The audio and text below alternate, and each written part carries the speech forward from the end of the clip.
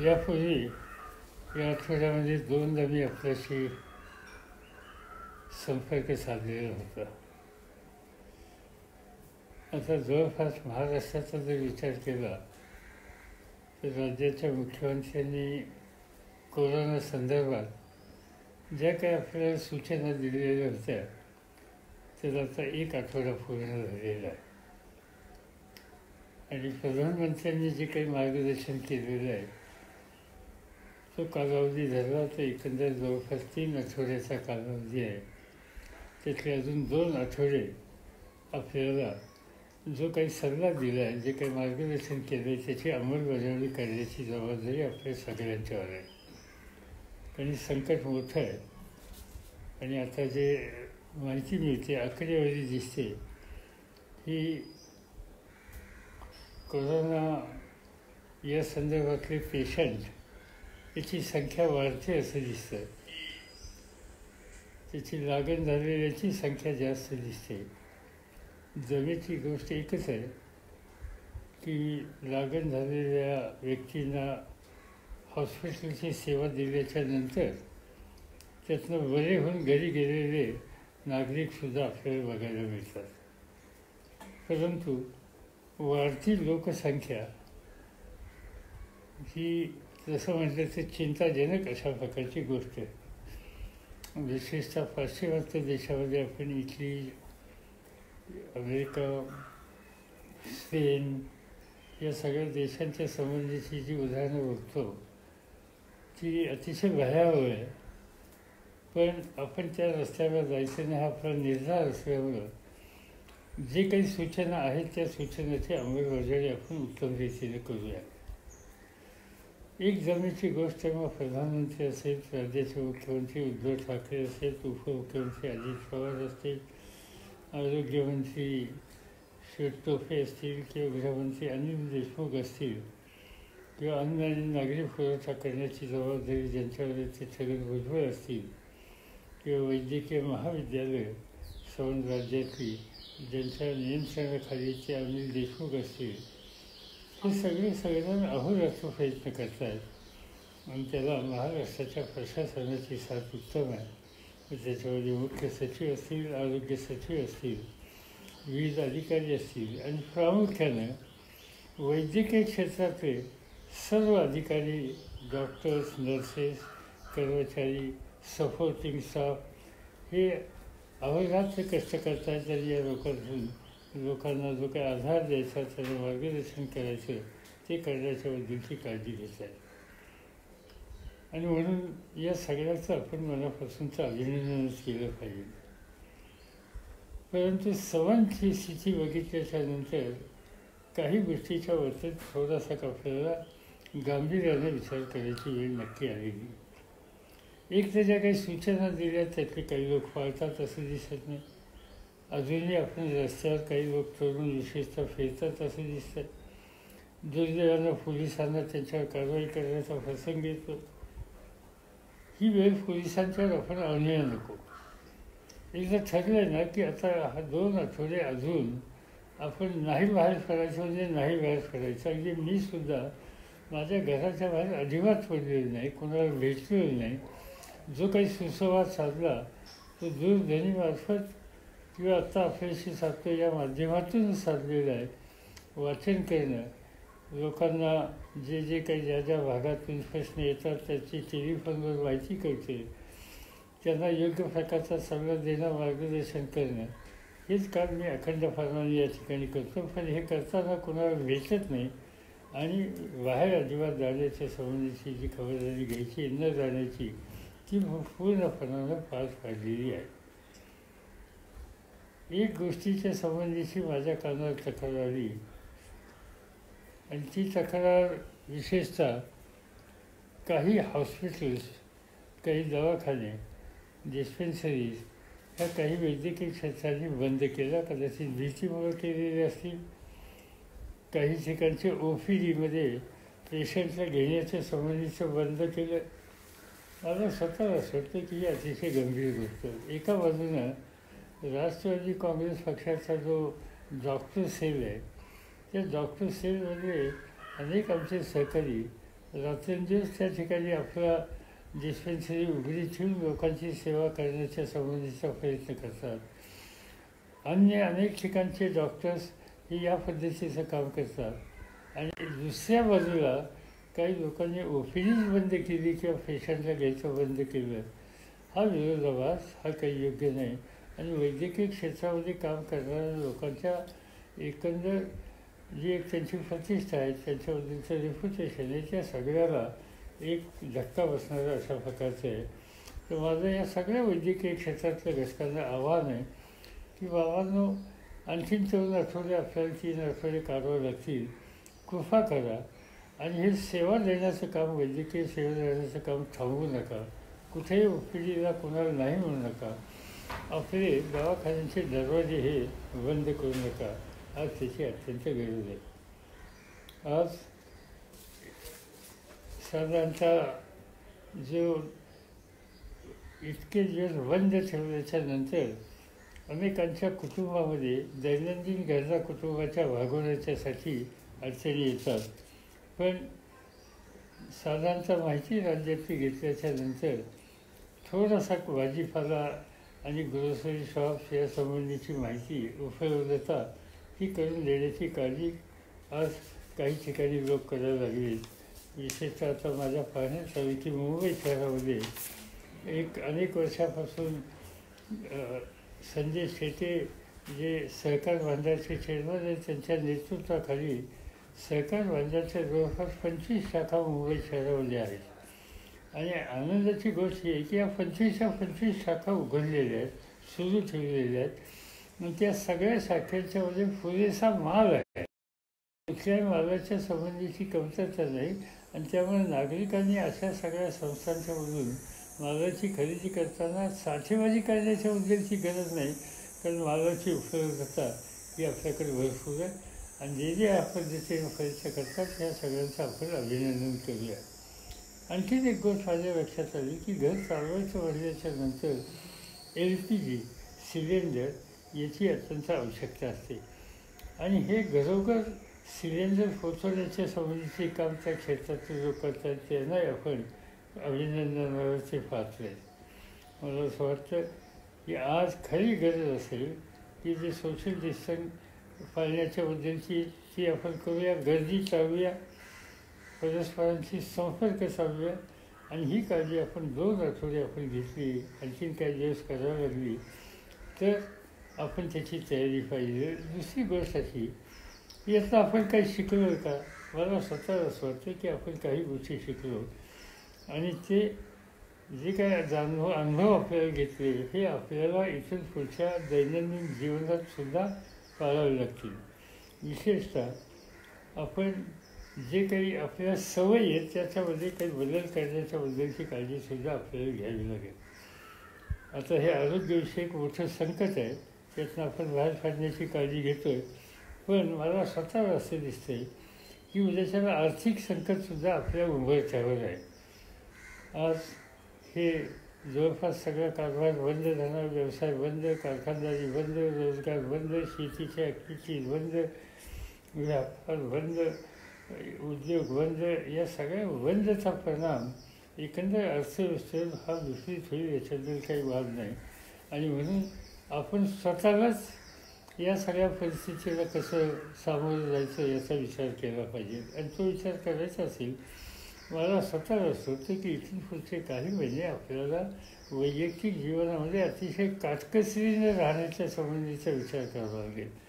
वायफळ खर्च हे टाळावे लागतील. काटकसर ही आपल्याला त्या ठिकाणी निश्चितपणानं सांभाळावी लागेल आणि त्याबद्दलची जी काही काळजी घ्यावी लागेल ती काळजी ती आपण सगळ्यांनी घेतली नाही तर उद्या या आर्थिक संकटाला अधिक तोंड देण्याचा प्रसंग आला तर ते संकट हे अधिक गंभीर आहे आणि त्याचे दुष्परिणाम अनेक दृष्टीने होतील. विशेषतः रोजंदारीवर जर झालं, बेरोजगारी वाढली.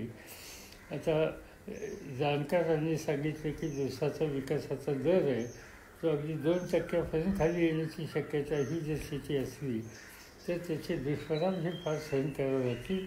आणि म्हणून त्या सगळ्या गोष्टींनासुद्धा सामोरं जायचं कसं याचा आत्तापासून आपण विचार केला पाहिजे. आता वेळ आहे, या वेळेचा उपयोग अशा सगळ्या परिस्थितीला तोंड देण्यासाठी आपण प्रत्येकाला वैयक्तिक कुटुंबामध्ये, आपल्या व्यवसायामध्ये, ज्या क्षेत्रात आपण काम करतो त्याच्या क्षेत्रामध्ये याची कशी खबरदारी घ्यायची याचा विचार विनिमय हा आत्ताच करून ठेवून त्याच्या तयारीला आपण लागलं पाहिजे. आणि म्हणून आज या दोन गोष्टी मला मुद्दाम आपल्या सगळ्यांच्या नजरेसमोर आणायच्यात. याशिवाय सार्वजनिक क्षेत्रामध्ये काम करणारे लोक NGOज आहेत, ते अभिनंदनाला पात्र आहेत की अनेक ठिकाणी संकटग्रस्त लोकांना किंवा मजुरांना किंवा ज्यांचं घरदारीचं नाही अशांना अन्न देण्याच्या संबंधीचा प्रयत्न करतात, त्यांना आधार द्यायचा प्रयत्न करतात. हे काम त्यांनी केलंच पाहिजे. आपण अनेकदा अशी संकट आली, त्या संकटाच्या काळामध्ये काम केलं. यावेळी संकटाची व्याप्ती जास्त आहे आणि त्यामुळे थोडा अधिक काळ आपल्याला लोकांना ही मदत करावी लागेल. त्याची तयारी आपण सगळी केली पाहिजे. आणि म्हणून आपण आपल्याकडे जसं बघू तसं समाजातले दुर्लक्षित घटक असतील, त्यांचं अन्नधान्य, जेवणखाण, त्यांच्या आरोग्यविषयक काही गोष्टी याबद्दलची मदत त्यांना पोचवली पाहिजे. ही मदत पोचवताना वाड्या, वस्त्या, तांडे इथपर्यंतसुद्धा समाजामध्ये काम करणाऱ्या सगळ्या सार्वजनिक जीवनातल्या लोकांनी लक्ष घातलं पाहिजे. शहरामध्ये आणि परिसरामध्ये आरोग्य शिबिरं घेण्याच्या दृष्टीनं आत्तापासून तयारी केली पाहिजे. आणि त्याबरोबरच आपले जे काही इतर जे प्रश्न आहेत, विशेषतः स्थलांतरांच्या संबंधीची, जेवणाच्याबद्दलची सुविधा, शेतीच्या संबंधीची काही कामं करण्याच्याबद्दलची स्थिती, शहरामध्ये जे विद्यार्थी अडकून पडलेले आहेत त्या विद्यार्थ्यांना मदत करण्याच्याबद्दलची आवश्यकता, आणि याशिवाय इतर जी काही कामं असतील त्या कामाच्या संबंधीची आपण तूर्त तयारी करायला लागलं पाहिजे. हे संकट आता संपणार आहे लगेच असं काही समजायचं कारण नाही. आपण आजच्या स्थितीला तोंड देऊ, उद्याच्या स्थितीला तोंड देऊ आणि उद्याच्या स्थितीला तोंड देण्याच्यासाठी पार्श्वभूमी उत्तीर्ण रीतीने तयार करू आणि या सगळ्या आपण मात करू. कोरोनावर आपण विजय मिळवणारच हा जो आपला निर्धार आहे त्याच्यामध्ये तडजोड नाही. एवढंच मी या ठिकाणी आपल्याला सांगू इच्छितो. नमस्कार. एक मिनिट, प्रश्न घेणार ना. धर्मराम भास्कर साहेब, नोकरीसाठी शहरात असणारे त्यांच्याजवळ रेशन कार्ड नाही, त्यांना कमीत कमी आधार कार्डावर धान्य मिळणं का मोदी सरकारने कोणतीही योजनेचा लाभ मिळणार नाही. केंद्र सरकारचे आम्ही टेलिव्हिजनवर पाहिलं, पण आधार कार्ड धान्य मिळालं तर बरं होईल. काही मार्गदर्शन? नाही, मी जरूर असं अन्न नागरी खात्याच्या संबंधीची जबाबदारी श्री छगन भुजबळ यांच्याकडे, त्यांच्याशी आत्ताच मी हा सुसंवाद संपल्याच्यानंतर संपर्क साधे. पण मला हे माहिती आहे की त्यांनी संबंध राज्याची अन्नधान्याची जी गरज आहे तेवढी पूर्तता करून ठेवलेली आहे. या जर काही कुठल्या अडचणी येत असतील तर त्याचा मार्ग निश्चित काढला जाईल. सतीशचा फोन आहे, बुलढाण्यावरनं मेसेज आहे की लॉकडाऊन वाढणार अशा अफवा आहेत, तर काय करू आम्ही? नाही, प्रश्न असा आहे की आत्ताचा आपला निर्णय आणखी 2 आठवड्याचा आहे. आपण या 2 आठवड्यामध्ये पूर्ण काळजी घेतली, नियमांचं पालन केलं तर वाढवण्याच्या संबंधीची गरज नाही. परंतु आपण जर या नियमाची, गाईडलाईनची, सूचनांची अंमलबजावणीच नाही केली तर संकट आपण आपलं वाढवतो. आणि म्हणून ती वेळ येऊन द्यायची ना, हा आपण निर्धार करून तशी अंमलबजावणी करूया. सुशांत चोरगे म्हणतायत की भाजी मंडईची गर्दी कमीच होत नाही, काय तुमचं मार्गदर्शन असेल? असं आहे की त्याच्यासाठी डिस्टन्स ठेवून त्या मंडईमध्ये जाण्याच्या संबंधीचा प्रयत्न काही ठिकाणी लोकांनी केलेला दिसतो. नव्या मुंबईमध्ये माझ्या पाहण्यात तसं आलं. ती थोडी काळजी, कारण भाजीपाला वगैरे या गोष्टी दैनंदिन जीवनात आहेत, पण त्याच्यासाठी एक ठराविक वेळ ठरवण्याची गरज आहे. सकाळी 1 तास जास्तीत जास्त, संध्याकाळी 1 अर्धा पाऊण तास, यापेक्षा जास्त वेळ नाही. ती काळजी आपण सगळेजण मिळून घेऊया. विश्वास काका सूर्यवंशी, ऊस तोडणी कामगारांचं काय करणार किंवा त्यांचं पुढे काय होणार? आम्ही राज्यातल्या सहकारी साखर कारखाने आणि खाजगी कारखान्यांना सूचनाही केलेली आहे की तुमच्या कारखान्यावरच ऊस तोडणी कामगारांचं काम संपलं जरी असलं तरी त्यांची निवासाची व्यवस्था तिथंच करा. त्यांना आणखीन 2 ते 3 आठवडे भोजनाची आणि वैद्यकीय सुविधेची सुविधा करा. आणि जर अगदी काही लोक हाताने जायचंच म्हणत असतील त्यांना आपण पटवून देऊया की सध्या प्रवास करू नको, पण जाणारच असतील तर मग त्यांना जाण्याचं संबंध अन्नधान्य वगैरे या संबंधीची आणि त्यांच्या मेहनतीची जी काही रक्कम द्यायची ती सगळी पूर्तता करून नंतर पाठवा. पण शक्यतो त्यांना पाठवू नका. त्यांचे कॅम्प्स कारखान्यावरच आणखीन 3 ते 4 आठवडे ठेवायची व्यवस्था करा. निशांत पाटील विचारत आहेत की पीक कर्जाचं काय? पीक कर्जाच्या संबंधीची काय अडचण याचं कारण आहे, आता एकदा हा विषय संपला की त्यासंबंधी सबन फायनान्शियल आपल्या गावच्या सोसायटी असतील, बँका असतील, त्या सगळ्या या कामाच्यासाठी सज्ज आहेत. फक्त त्याचं वाटप कधीपासून करायचं किंवा त्यांच्या खात्यामध्येचे पैसे जे पात्र आहेत त्यांच्या खात्यामध्ये देण्याच्या संबंधीची व्यवस्था कशी करायची या दृष्टीने त्यांची पावलं फरत आहेत. सोमनाथ घारगेंचा प्रश्न आहे की आम्ही मागच्या आठवड्यात पाहिलं सेंट्रल गव्हर्नमेंटनी EMI वगैरे केलं, पण आमच्या बँकांना ऑफिशियल पत्र नाही आलंय, त्याच्यामुळे आमच्या बँकातून आम्हाला परत फेड करायची पैशाची मागणी सुरू झाली आहे. मार्गदर्शन करावे. चौकशी करावं लागेल, कारण साधारणतः सगळ्या बँकांना सूचना अशा दिल्यात असे केंद्र सरकारच्या अर्थ बँकिंग डिपार्टमेंटने आम्हाला कळवलं आहे की सध्या या संबंधीच्या गोष्टीला आग्रह धरायचा नाही. आपण या संकटातून पहिलं बाहेर पडू. कुठं होत असेल तर लोकांनी थांबवावं. CK बिसेन यांचा प्रश्न आहे की गोंदिया व भंडारा जिल्ह्यातून चालू पीक कर्ज घेतलेल्या शेतकऱ्यांकडून जिल्हा बँकवाले 31 मार्च पर्यंत करण्याचा तगादा लावला आहे. मुदतील कर्ज व न भरल्यास व्याज लागेल. साहेब, आज अवकाळी पावसामुळे शेतकरी फार मोठ्या संकटात सापडला आहे. लॉकडाऊनमुळे घराच्या बाहेरही जाता येत नाही, म्हणून साहेब सरकारकडून 3 महिने मुदतवाढ मिळावी ही विनंती. माझ्या माहितीप्रमाणे आता 30 जूनपर्यंतची मुदतवाढ झालेलीच आहे. या संबंधीचं धोरण जाहीर झालेलंच आहे आणि त्यामुळं उद्याच्याला 30 तारखेच्या आतच जी काही रक्कम भरली पाहिजे होती या संबंधीचा आग्रह काही ठिकाणचा होता, त्याच्यातून मार्ग आता काढण्यात आलेला. आता ही सरळ मुदत 3 महिन्याच्यासाठी पुढे वाढवलेली. मुन्ना पाटील, परिस्थिती खूप गंभीर आहे. आज आमच्या बुलढाणा जिल्ह्यामध्ये पहिला एक रुग्ण सापडला आहे आणि मरण पावला आहे. साहेब, ग्रामीण भागात अजून लोकांनी गांभीर्य नाही. आपण वेळोवेळी मार्गदर्शन करता, पण आताही काही विशेष म्हणजे आज आपल्या सर्वांच्या मार्गदर्शनाने आम्हाला थोडासा धीर वाटतोय.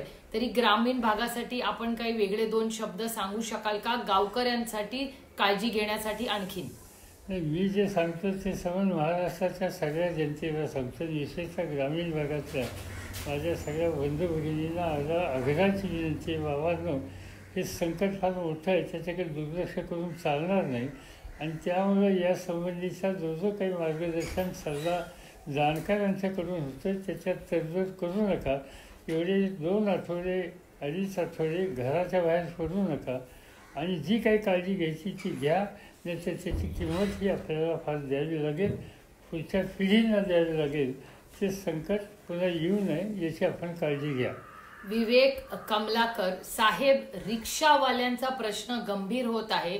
रिक्षावर पोट असल्याने लाखो लोक आहेत, त्यांचं काही रोख स्वरूपात मदत करता येईल का? आधाराची अत्यंत गरज आहे. महाआघाडीकडून आमच्या अपेक्षा आहेत. विवेक, पुणे.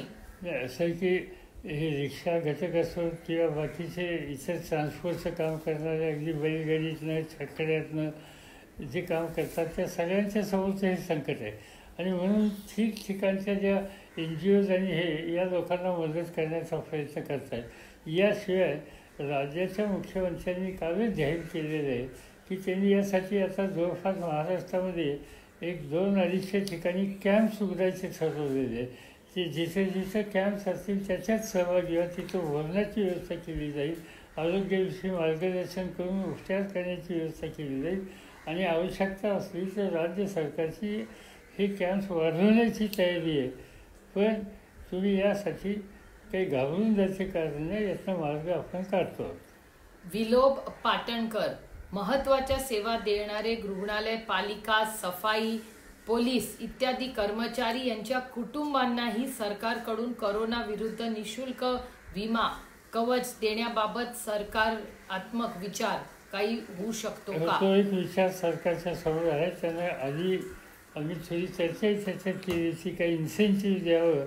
त्याच्यामध्ये आता राजेश टोपे आणि या सहकाऱ्यांच्या म्हणण्याच्या इन्सेंटिव्हपेक्षा त्याला विम्याचं कवच देणं हे अधिक चांगलं होईल, त्याचा विचार हा गांभीर्याने केला जातो आहे. पण एक गोष्ट मला सांगायला जरा आनंद होतो की हे सगळे कर्मचारी, शासकीय कर्मचारी, अधिकारी, विशेषतः पोलीस दलातले घटक, आरोग्य खात्यातले घटक आणि त्याशिवाय अन्य सगळे सहकारी, हे सगळेजण या सगळ्या गोष्टीवर ह्या युद्धाचा प्रसंग असे समजून सहभागी झालेले आहेत. आणि त्यामुळे त्यांची आणि त्यांच्या कुटुंबाची काळजी घेणं ही समाजाची, शासनाची जबाबदारी आहे. आणि त्या बाबतीत आम्ही अत्यंत आग्रही आहोत. भारती शहा विचारतायत, आमची मुलं परदेशात आहेत, काही सुचेन असं झालंय की त्यांनी परत यावं, यायची इच्छा असली तरी काही सोय नाही, तर आम्ही अशा वेळेस काय करावं? त्यांनी अजिबात परत येऊ नये. अनेक ठिकाणची माहिती आम्ही घेतलेली आहे. त्या ठिकाणी चांगली व्यवस्था तिथल्या सरकारने केलेली आहे. आणि काही ठिकाणी थोडे आर्थिक प्रश्न निर्माण झाले तर भारतीय एम्बेसीने सुद्धा त्यांना मदत करण्याची भूमिका घेतली. केंद्र सरकारच्या परराष्ट्र मंत्रालयाचं तसं ठिकठिकाणच्या एम्बॅसीनं सूचना केलेल्या आहेत. आणखी 2-3 आठवडे आपण तिथून अजिबात हलू नये. परत येऊन करणार का? एक तर विमानसेवा बंद आहे आणि त्यामुळे तिथंच राहून आपण आपला जो काही शैक्षणिक आणि ह्या जो उपक्रम आहे तो आपण करत बसावा.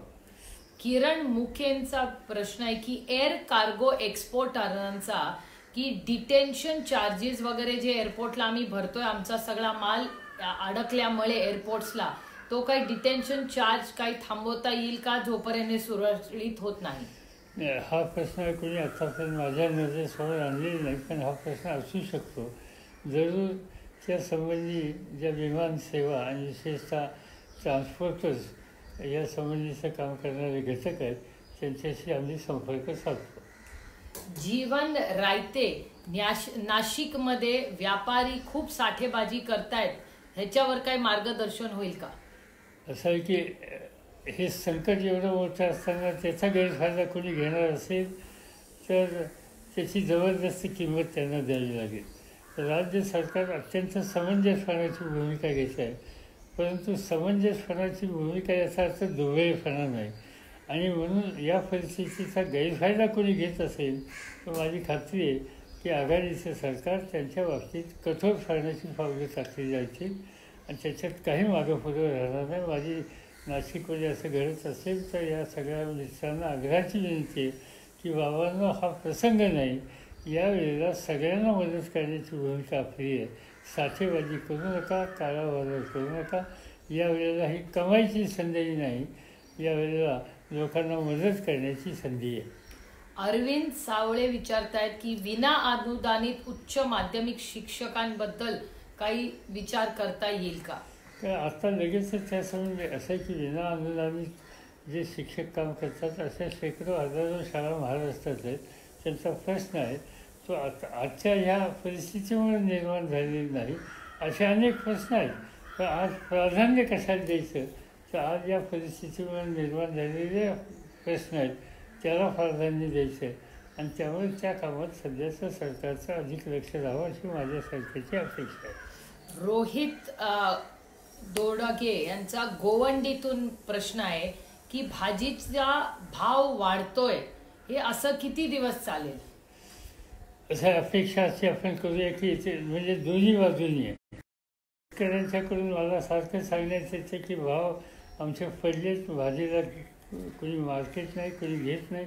अनेक ठिकाणी भाज्या ह्या फेकून द्यायला लागण्याची वेळ आलेली आहे, म्हणून त्याचं नुकसान झालं आहे. आणि ट्रान्सपोर्ट आणि बाकीच्या सगळ्या गोष्टी मर्यादा असल्यामुळं ग्राहकांना त्या संबंधीच्या यातना सहन करतात. ते गोवंडीचं जे उदाहरण आहे ते गोवंडी फक्त सीमित नाही, ते अनेक ठिकाणचं आहे. पण आता हे 2-3 आठवडे थोडी आपल्याला या सगळ्या गोष्टी सहन कराव्या लागतील. पण याची जबाबदारी ज्यांच्यावर आहे त्यांनी या परिस्थितीत जेवढी लोकांना मदत करता येईल तेवढी मदत करण्याची भूमिका घेतलीच पाहिजे.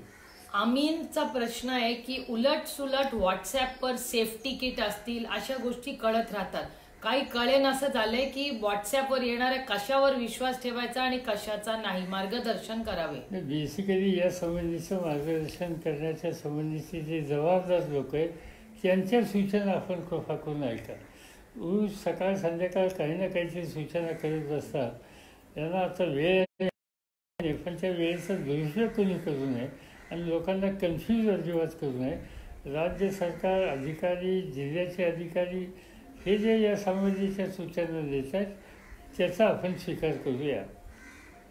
KEM हॉस्पिटल, JJ हॉस्पिटल ह्यातले अनेक डॉक्टर, नर्सेस, पोलीस यंत्रणा, सरकारी योजना हे सगळं चांगलं काम करतायत. पण गेले एक दिवस पोलीस बद्दल किंवा पोलिसावर उलटा हल्ला होणाऱ्याही वेदना अशा आम्हाला टीव्हीवर दिसतात. ह्याच्यावर तुमचं मत काय? अतिशय चुकीचं आहे. जे रात्रंदिवस घराचा विचार न करता समाजाच्यासाठी जबाबदारी पार करतायत त्यांच्या संदर्भात आपण सहानुभूतीची, समंजसपणाची भूमिका घेतली पाहिजे. उद्या काही ठिकाणचे जे अनुभव आले की काही तरुण मंडळी रस्त्यावर फिरत होती, पोलिसांनी त्यांना अडवलं, त्यांनी पोलिसांचीच अरेस्ट उभे केलं, शिवेगाळ केली. हे करूया नको, हे शोभत नाही. आणि कोणी करत असेल तर त्याच्यावरची वाघ्याची भूमिका घेता कामा नये, तर त्यांनी धडा शिकवावा लागेल. योगेश भानुशालींचा प्रश्न आहे, DHMS, BHMS डॉक्टर ह्यांनी सरकारी यंत्रणेला मदत करावी का? कारण सगळ्या ज्यांना वैद्यकीय क्षेत्राचं ज्ञान आहे आणि जे योग्य प्रकारचं मदत सहकार्य करू शकतात त्या सगळ्यांनी आपली मदत केली पाहिजे. कारण जे आता तुम्ही डॉक्टरांचा उल्लेख केला तेही डॉक्टर प्रॅक्टिस करतात, त्यांचेही काही घटक आहेत, त्यांचेही काही पेशंट आहेत, त्यांची काही कुटुंबाचा संपर्क आहे. या सगळ्यांच्याबद्दलची काळजी त्यांनी घ्यावी. इथून पुढे आपण म्हणला की बेरोजगारीचं मोठं आव्हान आपल्यावर राहणार आहे, तर ह्याच्यासाठी महाराष्ट्र काही पुढाकार घेऊन, मागे तुम्ही जसं प्रधानमंत्र्यांना पत्र लिहिलं आणि काही बदल झाले तसं काही पुढाकार तुम्ही घेणार आहात का? नाही, असं आहे की आता हे जे मगाशी मी सांगितलं, आजचा तातडीचा जो प्रश्न आहे तो आरोग्यविषयक आहे आणि कदाचित आणखी 2, 3, 4 आठवड्याच्या नंतर एक आर्थिक संकट मोठं येण्याची शक्यता आहे. त्या आर्थिक संकटाच्या संबंधीचा विचार आत्ता करणं आणि ती संकटाची परिस्थिती येईल त्यावेळी त्यातनं लवकरात लवकर कसं बाहेर येता येईल, गुंतवणूक कशी वाढेल, लोकांचे व्यवहार कसे वाढतील, या सगळ्या गोष्टीच्या संबंधी अतिशय लक्ष द्यावं लागेल. संबंध देशाला केंद्र सरकार असो, राज्य सरकार असो, नगरपालिका असो, महानगरपालिका असो, या सगळ्यांना याचा आर्थिक परिणाम भोगायला लागणार आहे आणि त्यामुळं जबरदस्ती किंमत त्यांना द्यायला लागल्याच्या नंतर दुसऱ्या बाजूनं ही आर्थिक आव्हानं पडणार आहेत आणि म्हणून या सगळ्या गोष्टीचा विचार आत्तापासून करून त्याचे निर्णय घ्यावे लागतील. त्याच्यासाठी काळजी घ्यावी लागेल. मगाशी मी सांगितलं की बाबांना आता ह्यातनं बाहेर पडल्याच्या नंतर पुढचं महिना, 2 महिने, 3 महिने प्रत्येक ठिकाणी जेवढा संचय करता येईल, काटकसर करता येईल, वायफळ खर्च थांबवता येतील आणि आपली उत्पादकता वाढवण्याच्यासाठी, रोजगार वाढवण्याच्यासाठी जे काही करता येईल त्या गोष्टीलाच आता आपण लक्ष देऊया. अनंत कदम, मी सिंधुदुर्गवरनं.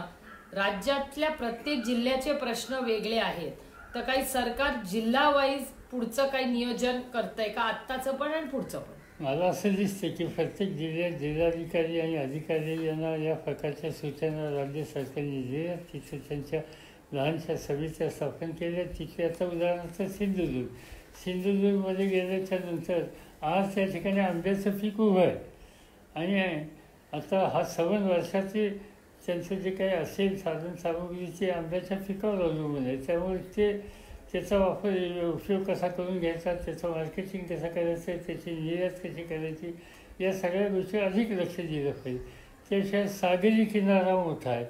आता त्या सागरीवर फिशरीचं सेक्टर फार मोठा महत्त्वाचा आहे. त्याचा वापर कसा करून घेता येईल त्याची काळजी घ्यावी लागेल.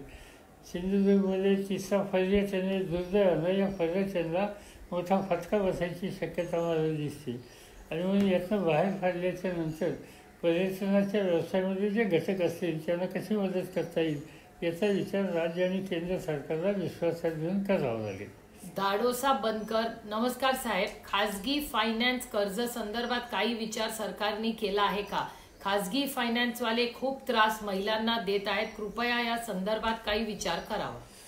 असं खरं म्हटलं तर आत्ता कोणी या संबंधीचा त्रास देण्याच्या परिस्थितीत आहे का नाही याची मला शंका आहे. कारण सगळेजण घरात बसले, त्याच्या बाकीच्या ॲक्टिव्हिटी थांबल्या आहेत. कदाचित त्या खाजगी फायनान्सवाल्यांच्या कच्चा त्रास पाठीमागचा असेल, त्यातनं काही मार्ग निघावा अशी अपेक्षा असेल. पण आज तरी अशा तक्रारी काही कामावर आलेली नाहीत. आपल्याकडून तक्रारी आली, काही जर स्पेसिफिक माहिती असली ती जर कळवली किंवा जिल्हाधिकाऱ्यांना कळवली किंवा जी माझ्याकडून जरी कळवली तर आम्ही त्याच्यामध्ये लक्ष अवश्य घालू. रवींद्र थोरात, कामगार लोक रस्त्याने चालत असल्याने घरी गावी चालत, त्यांच्यासाठी काही करता येईल का?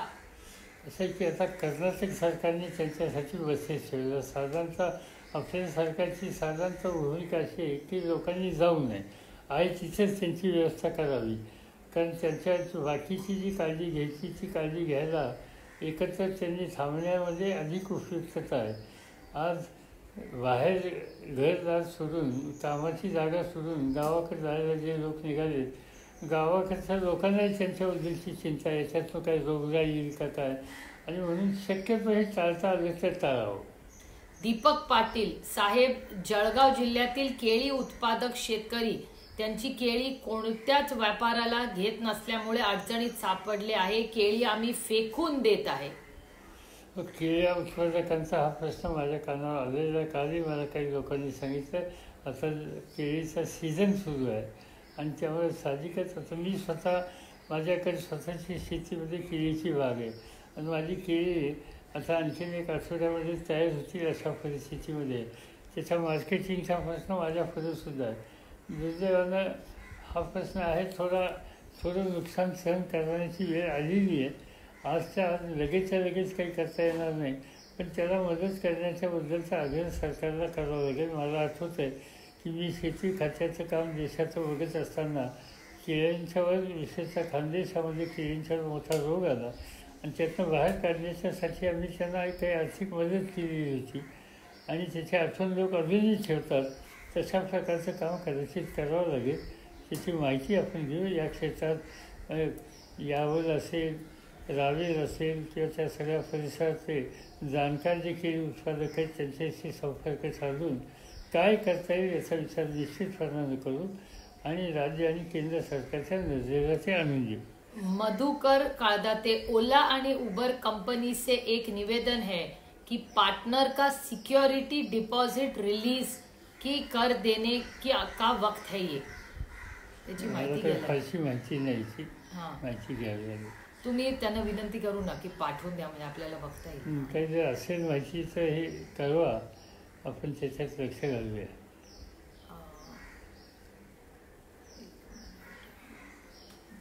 एक शेवटचा घेऊया की अभय गोळहार, because of lockdown many medical students of Maharashtra unable to file forms for MD and MS counseling, so can you please help them. अभय गोळहार. असं की राज्य सरकारचा हा जो मेडिकल एज्युकेशनचा विभाग आहे त्यांच्याशी मी संपर्क साधेन. अमित देशमुख त्याचे प्रमुख आहेत, त्यांच्याशी संपर्क साधून ह्या ज्या काही अडचणी असतील आणि त्या मेडिकलच्याच नाही, कदाचित इंजिनिअरिंगच्या सुद्धा असू शकतील, अन्य शिक्षणाचे असतील, या सगळ्यांना संबंधित विभागाकडून त्यांना कशी मदत करता येईल याच्याबद्दलचं लक्ष घालायला सांगूया. चला, झाला. आणखीन प्रश्न असतील तर ईमेल करू द्या त्यांना. ठीक आहे, काही करायचे काही प्रश्न असतील ते ईमेल करूया आणि आपण मधनं असं भेटत जाऊया.